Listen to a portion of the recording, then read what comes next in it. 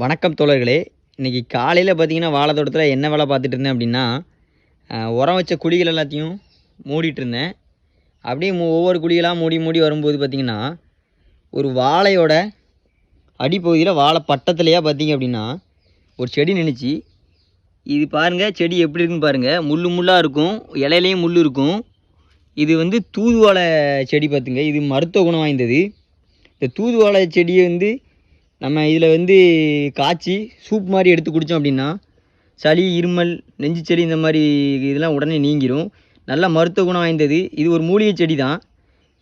கிராமப்புறங்களில் பார்த்திங்கன்னா ரோட்டு ஓரங்கள்லேயே இருக்கும். இப்போ நடு வாழை தோட்டத்துலேயுமே பக்கத்தில் செடியே இல்லாமல் தன்னால் எப்படியோ விதை விழுந்து முளைச்சி வந்திருக்கு.